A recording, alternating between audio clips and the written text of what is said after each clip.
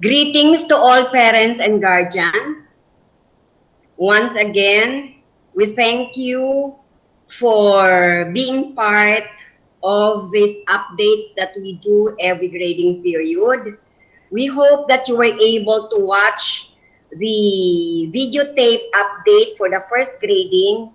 And today, this will be an update and a brief webinar about parenting online. With me today are our academic coordinators. For the elementary department, we have Ma'am Jenny Orhalisa. For the junior high school department, we have Sir Christian Ice.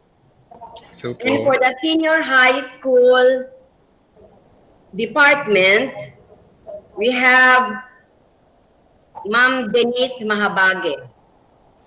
So thank you once again for giving us your time despite of the business in your work and life schedules. We would like to remind the parents, I hope that you were able to view the grades of your children for the second grading. So we are left only with with 2 grading periods. And for the junior high school, we just have started with the second semester and we're done with the first semester. Now, we would like to remind you to please always have time to look into the activities that your children are doing. As I have mentioned last time, you can view the assessment, the works that they are doing in the parents' Schoology account. So all you have to do is to enter your parents' Schoology account, which we have given to you during the orientation of the Schoology, which is our official LMS, or what we call the Learning Management System. So we hope that you have viewed the first grading report card of your child, and now the second grading report card as well. As I have mentioned, we are on an averaging mode. When we say averaging, we total the first grading up to the fourth grading, and that will be divided by 4. That will be the final grade of your child. Now, for the senior high school, it's per semester. It's first grading, second grading, divided by 2, and that's the grade for the first semester. And for the second semester, that's third and fourth divided by 2. That is the grade for the second semester. For the final grade, you add the first grading final grade plus the second, first semester grade plus the second semester grade divided by 2. And I would like to remind again that the conduct grade of your child, the final conduct grade of your child, will have a bearing whether he or she will have an honor, in which we still follow the honor system, which is 90 to 94, that is with honors, 95 to 97, that is with high honors, and 98 to 100, that is with highest honors. Now, we are concerned with the performances of your child, and that's the reason why we do have updates every grading period. So you will be informed of the standing of your children. Now it is your responsibility to really look into the parent Schoology, so you will be informed of the status of your child. We cannot, we will not accept questions anymore after its grading period, because it is stipulated in the manual that after you have received the grades, you are given 2 days to confirm with us, and we have given you during the guidance webinar, a form wherein you can fill out and give it to the specific teacher or the advisor that you would like to have a conference with. So, and please look into the messages that our teachers, the advisors, and even the coordinators, particularly those students that have more than one failing grade. So we are very particular with how we will be able to help your children to pass the subjects per grading period. However, we can do as much only because the mode of learning is online, so discipline is more on your hands than on us. So I have prepared a short talk about parents' role on online learning. I hope that you will learn from this. Thank you very much, and please view the videotape webinar. Good day, everyone. May we present Dr. Arzenia T. Lozano, our Basic Education Principal. Dr. Arzenia T. Lozano finished her Masters of Arts in Pre-Elementary Education and Masters of Arts in Educational Management at St. Joseph College of Quezon City.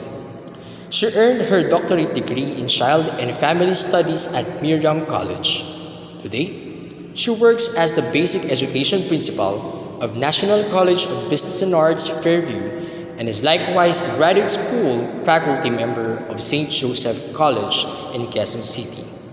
She also worked as volunteer counselor at the Center of Overseas Workers. Currently, she is the Secretary of Capinoy Foundation and the Vice President for Internal Affairs of APSA.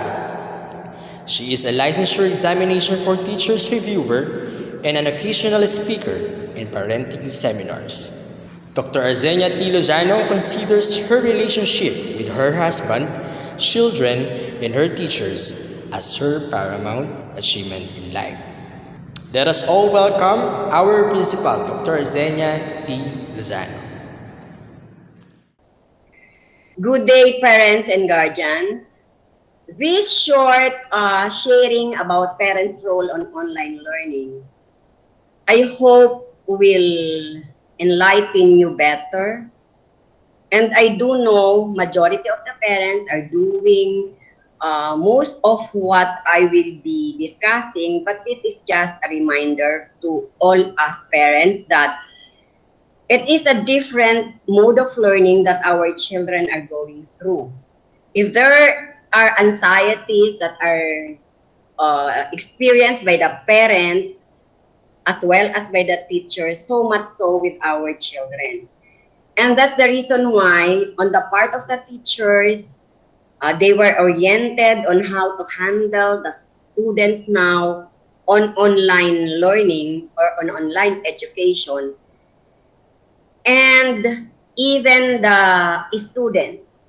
So as I have mentioned in the first grading update, we exhaust mercy and compassion not only on the online learning, but also particularly on understanding what our children are going through on this new mode of learning.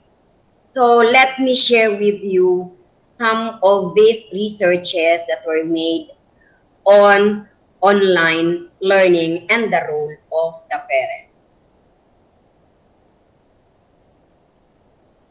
First role of the parent is to have a consistent monitoring.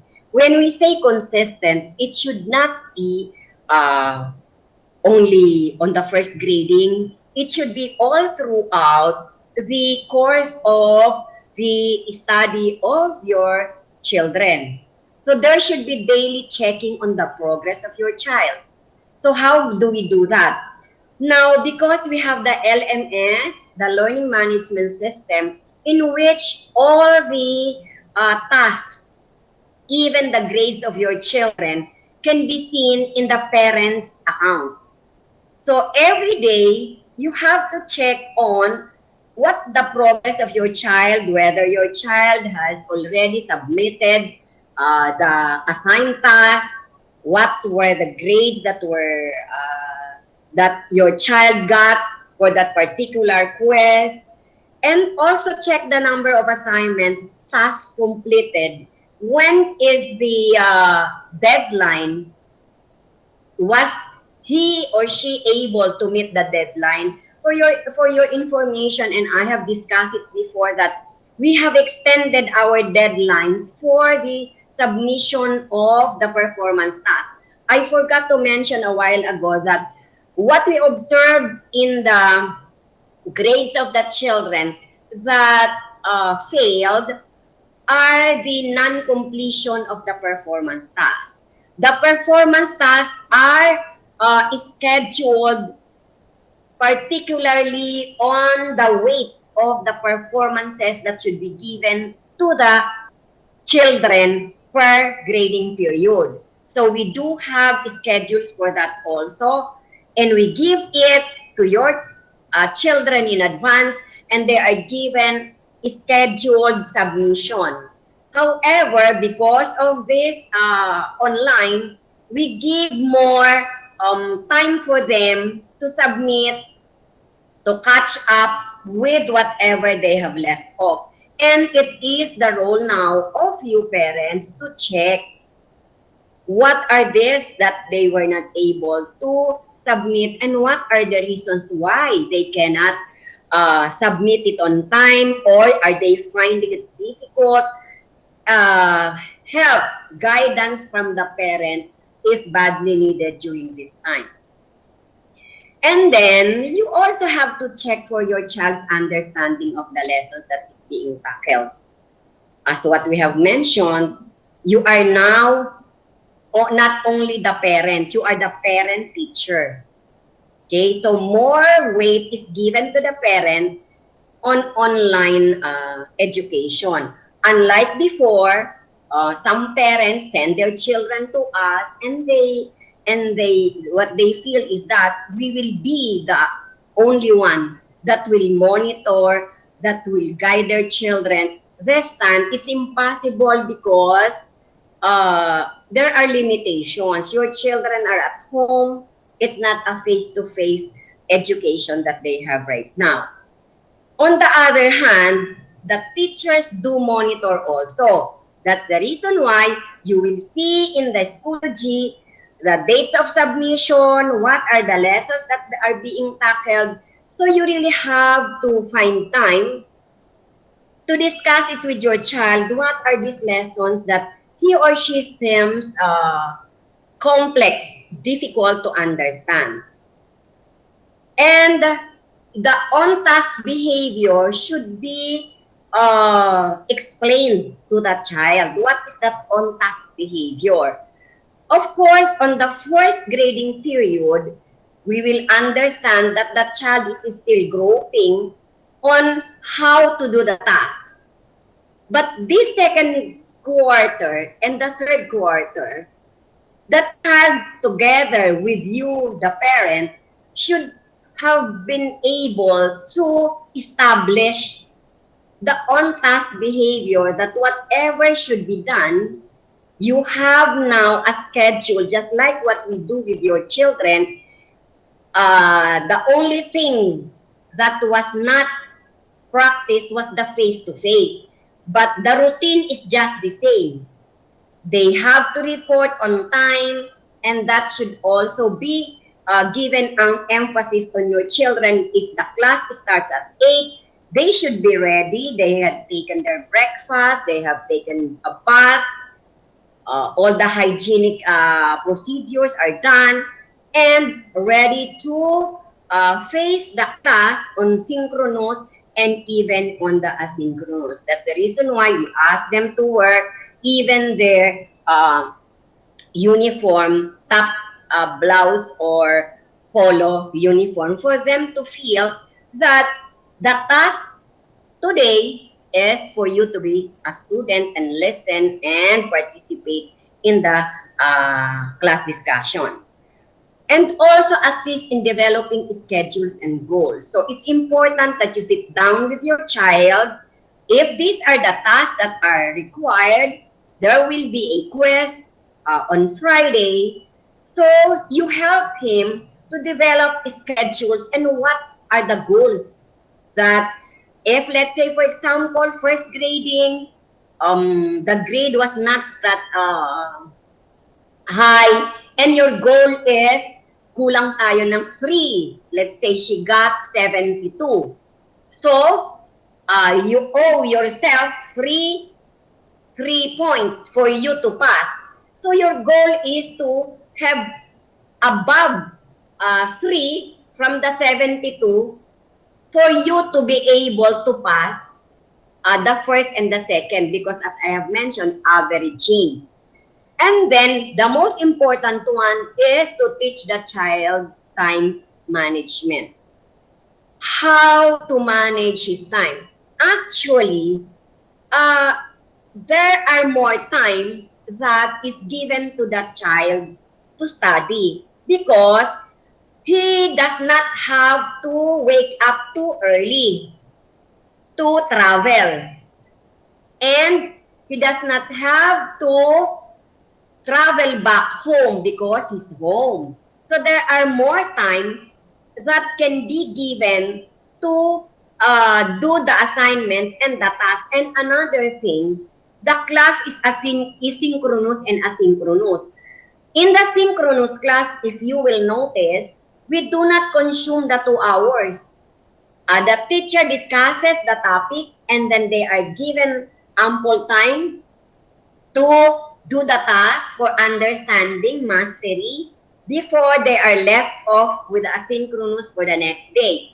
The asynchronous, they have really ample time. Unlike in the face-to-face, they are here, they are not on themselves. But the 2 hours for the asynchronous, it does not mean that it's their free time. The 2 hours for the asynchronous, all the tasks should be done there. So, the parent, your role is to look into how he will be able to manage his time to finish all the tasks that is scheduled to be done for the day, for the next day, or for the performance which the schedule is given in advance. So time management should be discussed well. You have to sit down. And this is really the moment that you will be able to teach your children about management of time. Okay? Next slide. Another role of the parent is constant positive communication. So I have emphasized the constant positive communication. It is not simple communication. It should be constant. When we say constant, you really find time. I do know parents are busy with their respective jobs. However, with this online, it's really, you really have to find time to have constant communication, but it should be on a positive note. So let's start first with your own child. How do you talk or foster constant positive communication with your child? Okay? So, next slide, please.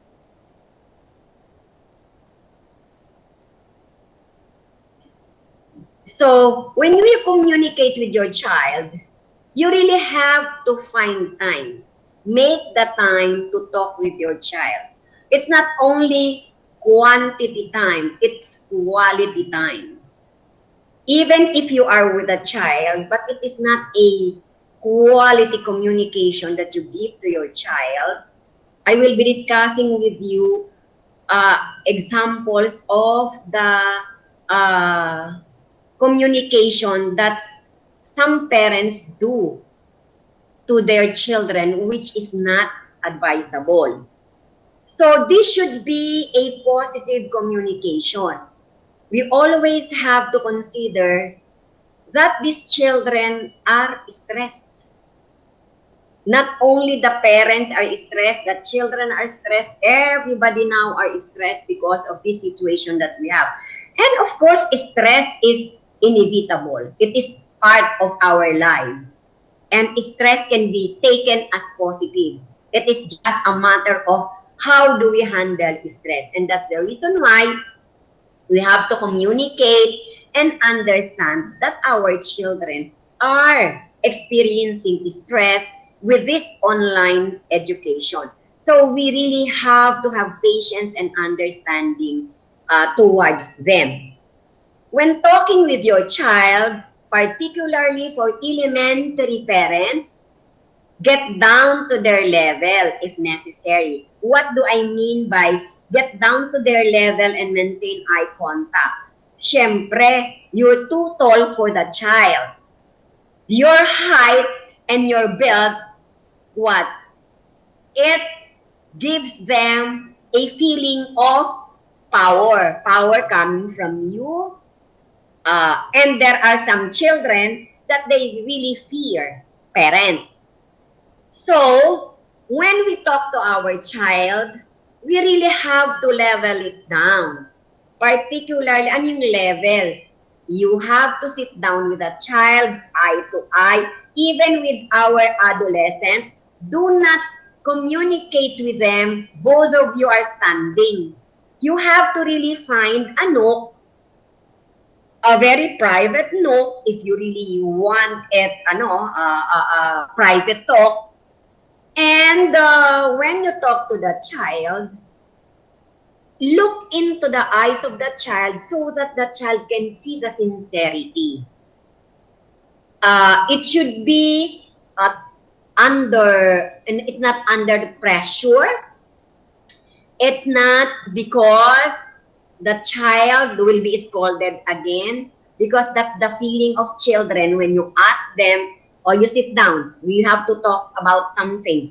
So you can start first with little practices like let's sit down, kwentuhan, no questioning about behaviors that were done that are not acceptable, so that the child will have a feeling na, we have done this before, but there was no scolding because it will be conditioned with a child. Now, every time that you call a child and you go to a particular place and you ask the child to sit down and look into my eyes, pagalitan na po ito.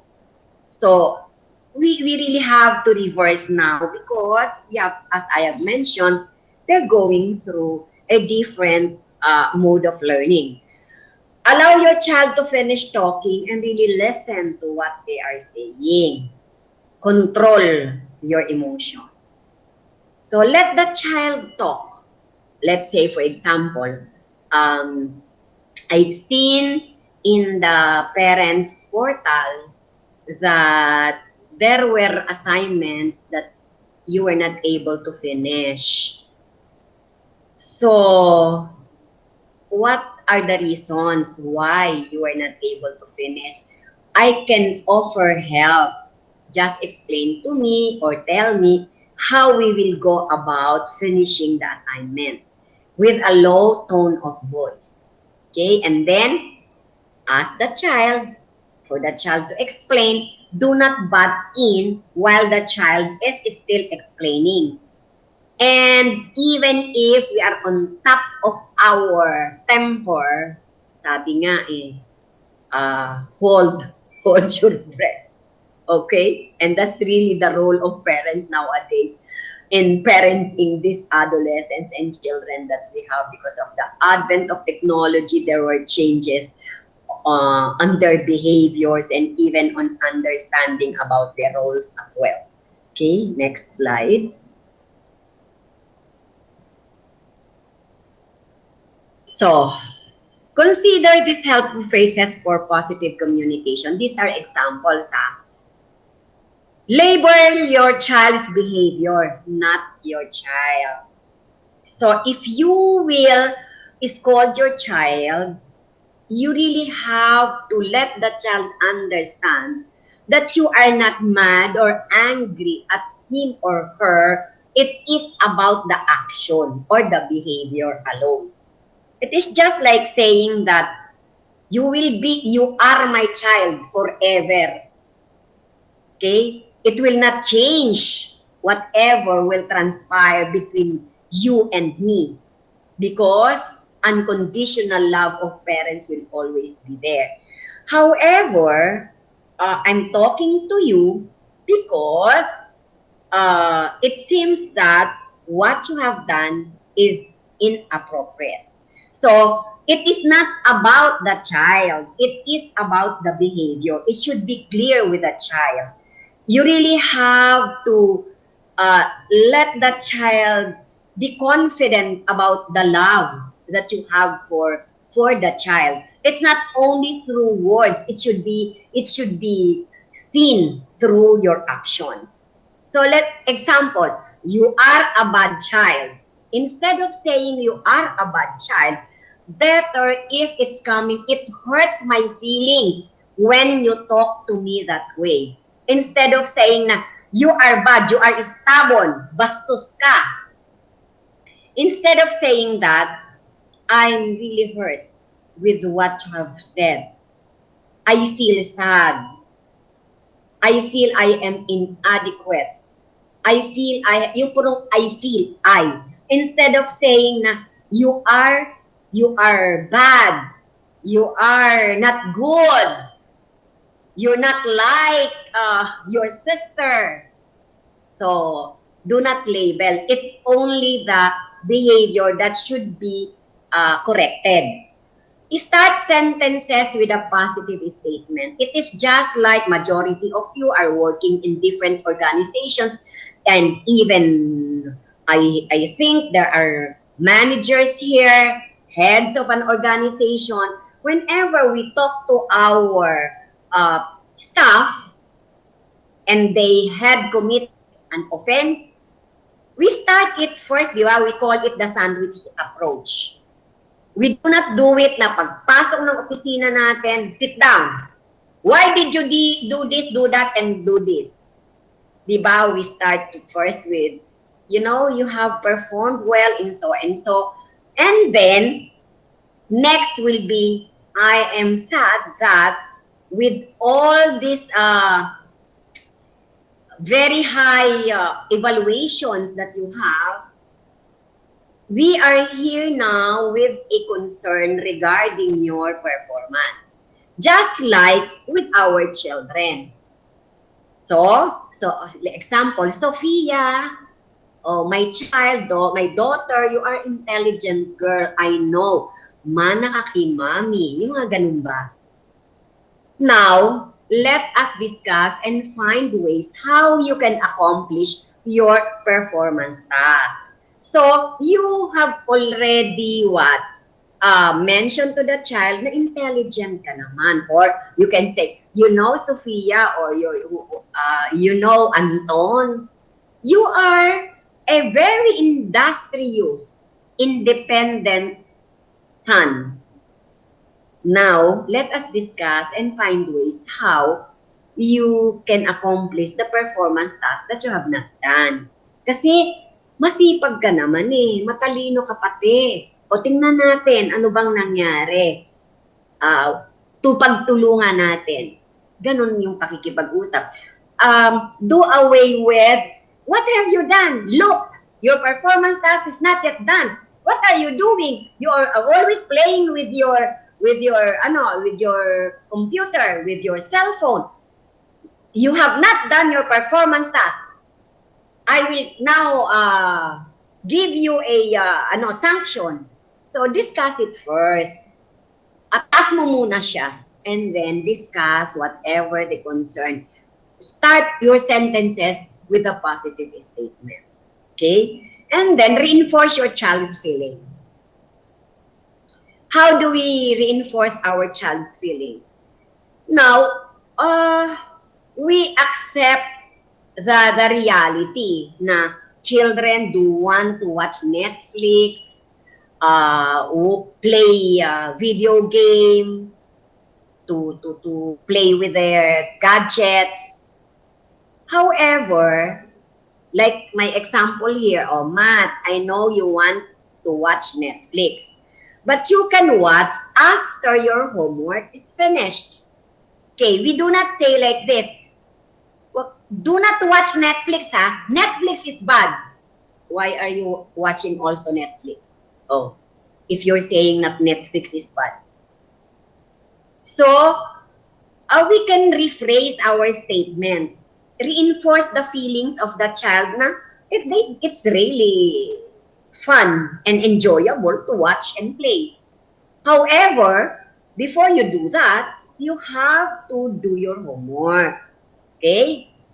Next is use feeling words when you praise your child's behavior. What are the feeling words? I appreciate, I am happy, I am overwhelmed, I feel like a happy father.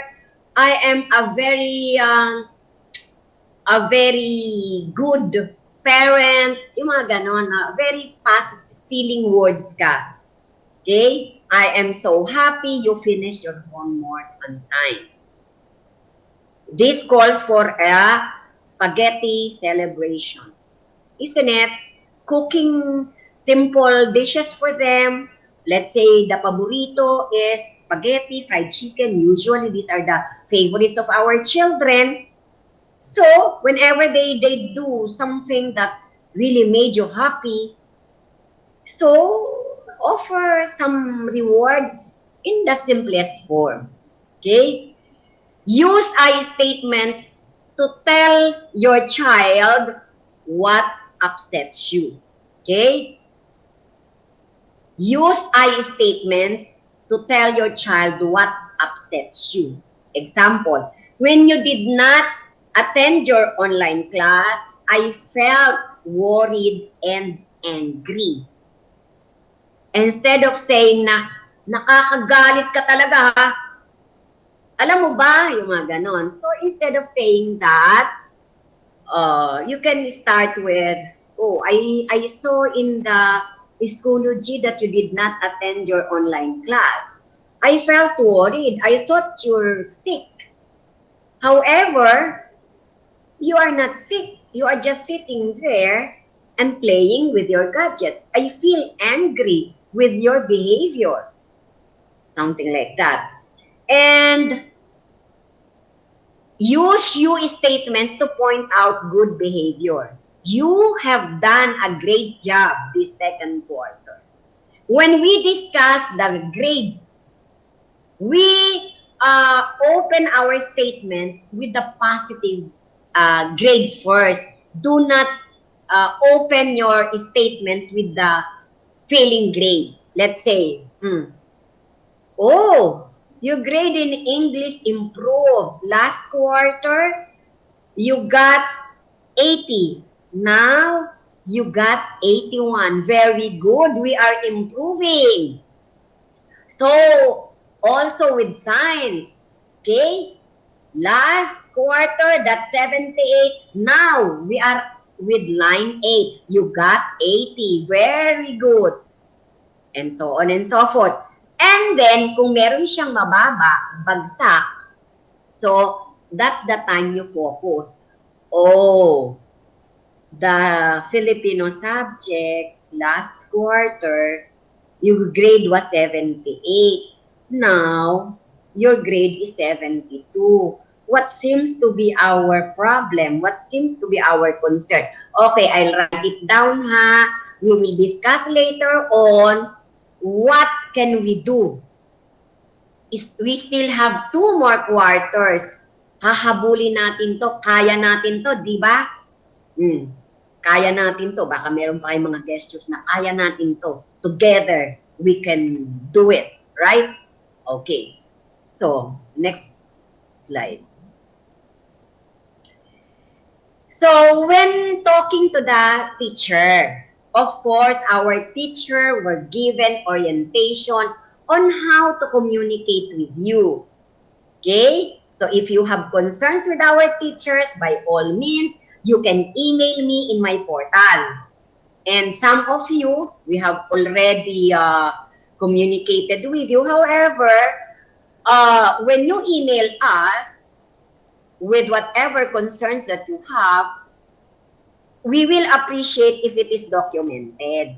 Okay? So let's move on to that later on. Lead with empathy. What do we mean by lead with empathy? You have to empathize with the teachers. They are the loco parenti here, the second parent of your children. Whatever you experience with your child is also what is being experienced by the teacher. In terms of, there were some parents who would tell us, Mom, we have done everything. We have reminded our child to do this and to do that. And yet, he does not want to do it because he is glued in his gadgets. Same with the teacher. If your child is doing that to you, of course, that's the concern of the teacher as well as the second parent here.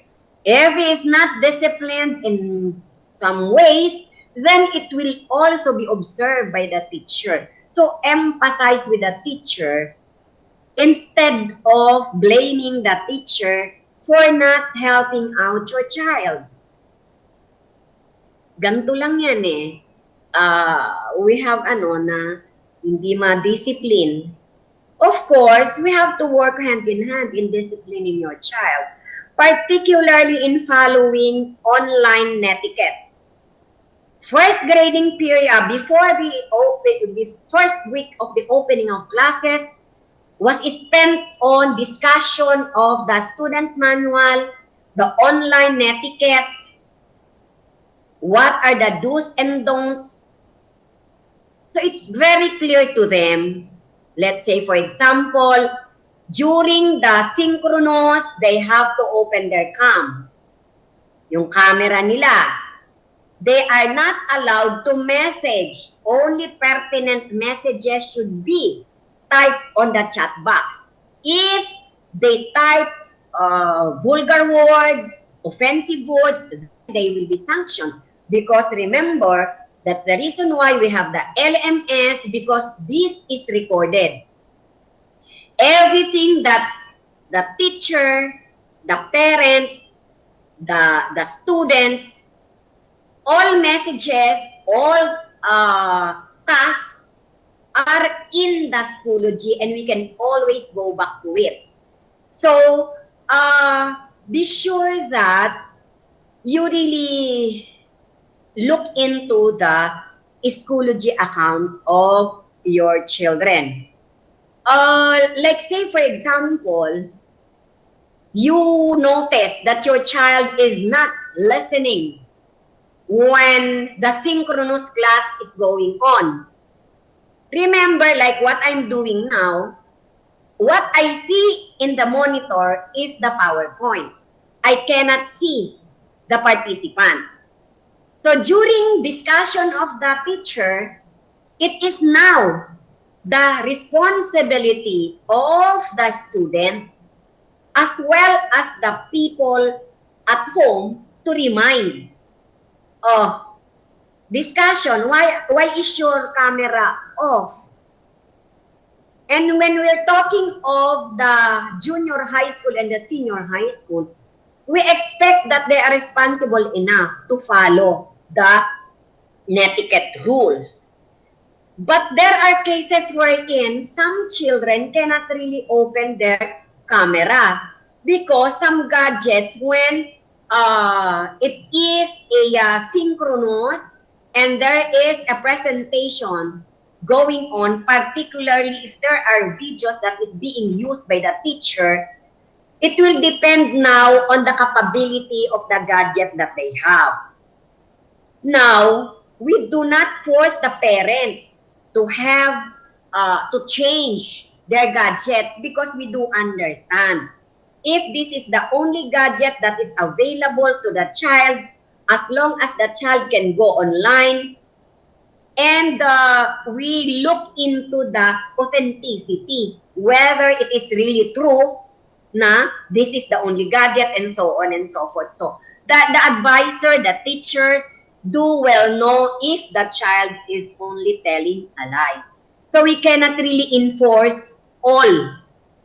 But if we notice that there are some children all the time is uh, off cam, then the teacher will call the attention. However, as I have mentioned to you, there are limitations and discipline should come from home. Okay? Follow rules on communication modes. When we talk of rules on communication modes, do understand that teachers also have their own personal lives. You do not message them at the wee hours and then you expect them to answer you right away. So, our rule then, if you attended again the orientation, because you know what, we do give orientation to you. Before the opening of classes, we gave an orientation on how to use Schoology as the uh, online platform. And then I had another orientation for the parents about the policies of the school.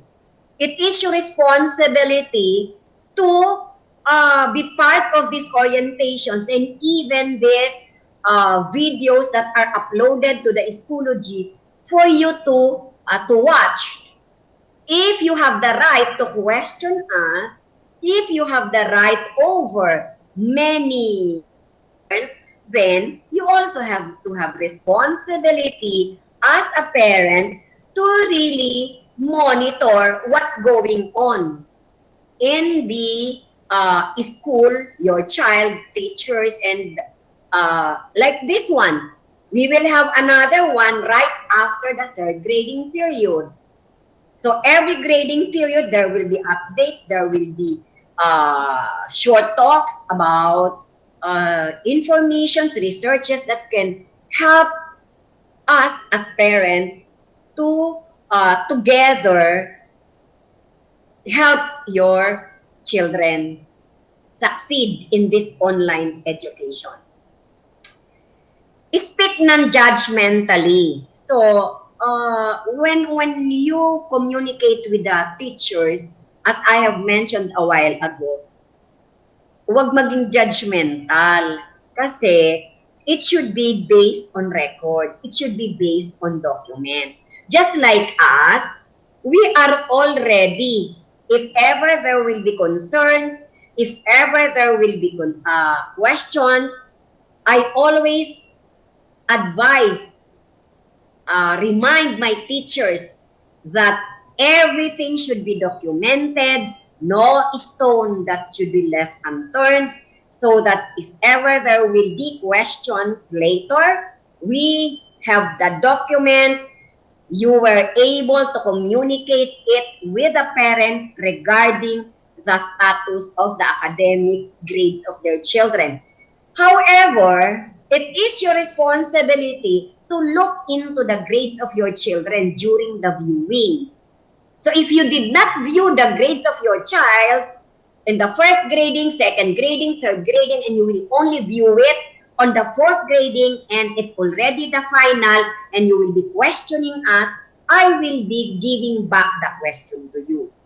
Did you, as a parent, do your responsibility in monitoring the grades of your child? It's open. You do not have to go to us. All you have to do is to open the parent Schoology account and you can see all the activities that are being done by your child. Strive to understand. We do understand what you are going through, your child, and of course, try to understand also our teachers and how it is having this drastic move from face to online. And avoid a negative tone. You will not be able to reach an understanding if the tone of communication is already on a negative tone. Okay, next. What's the source of encouragement and motivation? You should be the source of encouragement and motivation. Now, I would like to distinguish the two terms. Encourage means give support, advice, and confidence. Motivate, provide reason for doing something, stimulate their interest. So, encourage and motivate your children. So you should be the source of encouragement and motivation. You have to give support, advice, and really what? Uplift their confidence and explain to them reason why they have to do it and look into their interests. Okay? Circuit. Ways to encourage, motivate online learning. Manage stress. Both stress of the parent and the child, you have to manage. Okay? So you have to identify what stresses both. The parent and the child stress, when they combine, oh, that's really, you know what, temper will go in different directions. Let go of control on our children. When we say of let go of control, because we observe, during online, let them be. Just give them before the opening of classes, rules on how to go about the classes because we do our part also. Give them space, give them space. Do not be the parent who is beside the child when online classes are going on, and whenever the child does not want to participate, may pagbabanta na you're on the other side of the monitor and you are gesturing different facial expressions and so on, that the child is frightened. Okay? So, let go of your children during online. Encourage learning, not doing. Gawin mo to, gawin mo to. What should be encouraged on them is for them to learn for their future, so that by next school year, it will be easier for you and you will be able to have a better grade. It's not all about grade. It is about mastery of the subject matter, because in elementary, high school, it is continuation of lessons that you will be tackling in your college years. Focus on relationship, interaction first before homework. This is the time that relationship and interaction of parents do matter most. So what kind of relationship or interaction do you have before you push about the homework? You know, children are negative. Sabi nga sa psyche, the negative Nathans, the more you tell them what to do, the more they will not do it.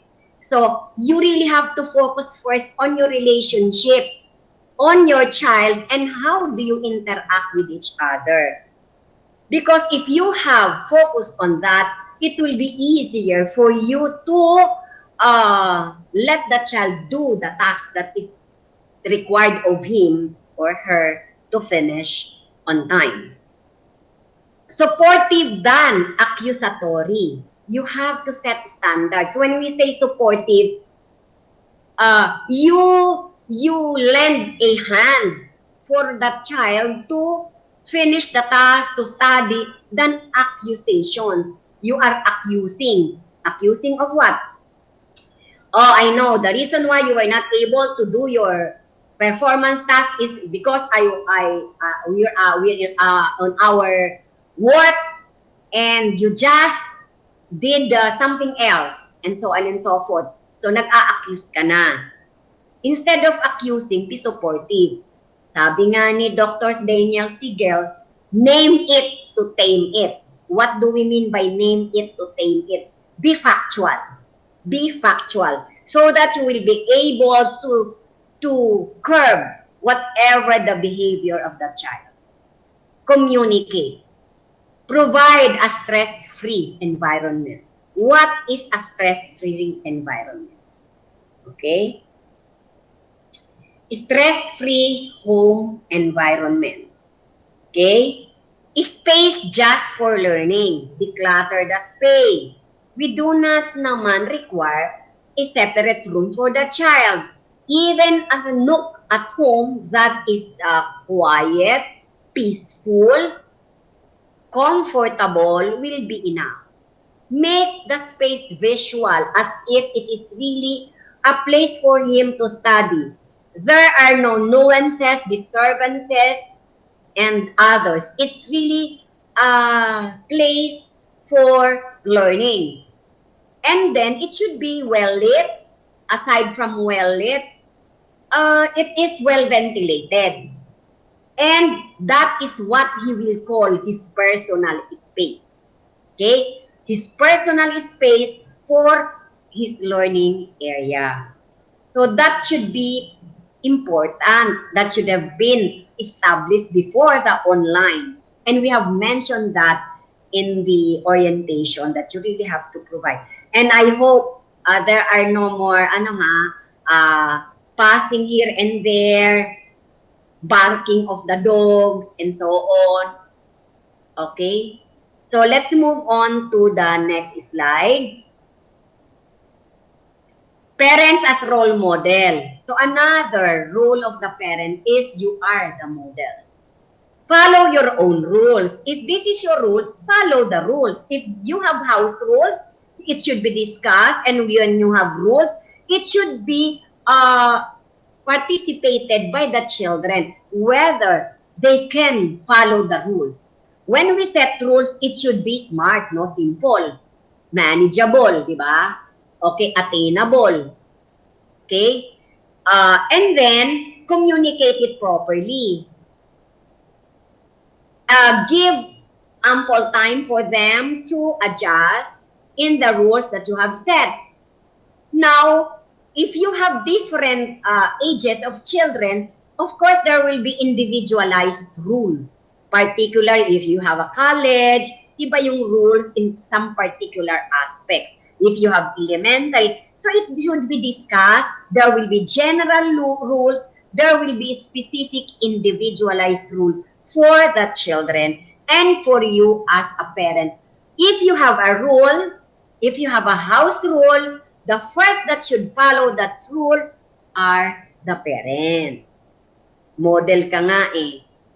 Example of that, do not use the cell phone when we are eating. Okay, you're the first one using the cell phone. Okay? Stay on bed until such and such. You have to wake up this time. Of course, the parents should be awake when the children are awake. So whatever we impose, we should be the first one to follow. Demonstrate socio-emotional skills in terms of relationships, in terms of emotional management, conflict management, resolution. So all these things should be seen with the parents on what kind of relationship do you have. Kaya nga, di ba sabi natin, particularly when the children are still young, even we hate each other, we really have to, sabi nga, Tupperware.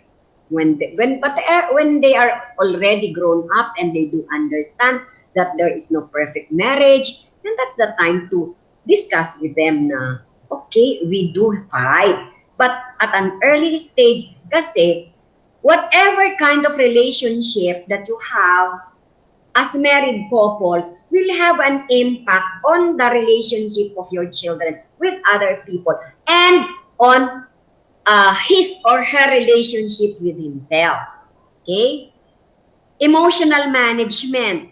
Okay, you have to encourage the children to be what?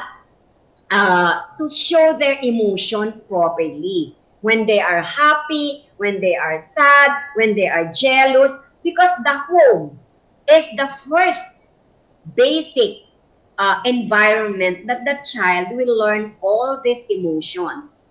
So, kung galit si daddy, naninigaw, So do expect.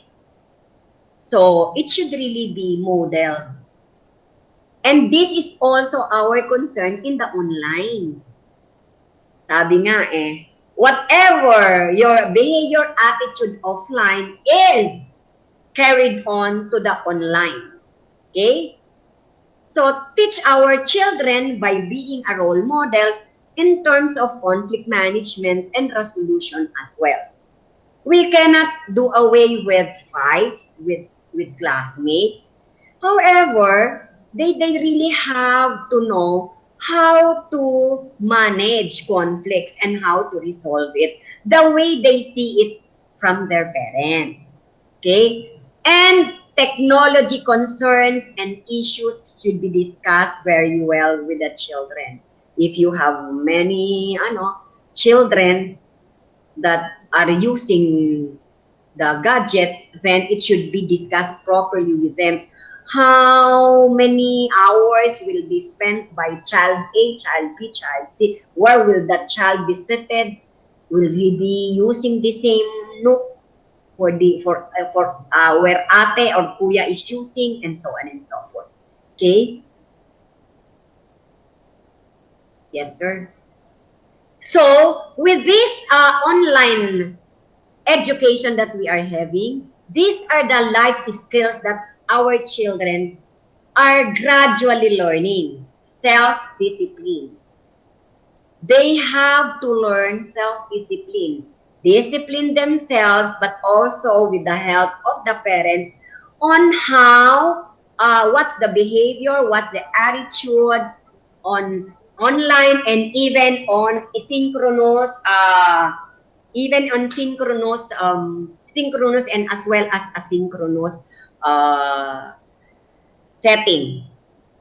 Self-motivation, self-paced learning. So self-paced learning is based on their own on their own time. Time management, virtual communication and collaboration. So that child will now be able to learn virtual communication and collaboration on online learning. And of course, critical thinking skills because of the self-paced and time that is given to him by the online learning. And new technical skills as well as the parents are learning new technical skills together with their children. So these are our goals, the life skills that our children should learn on online learning. Gradually, they are on this already because they will not be able to pass first grading to fourth grading without all of these life skills that they are learning gradually on online education. So, I hope that I hope that I have shared with you. No, the first one first. So, the best kind of parent, according to Drew Barrymore, the best kind of parent you can be is to lead by example. Young children come to see themselves through the eyes of their parents.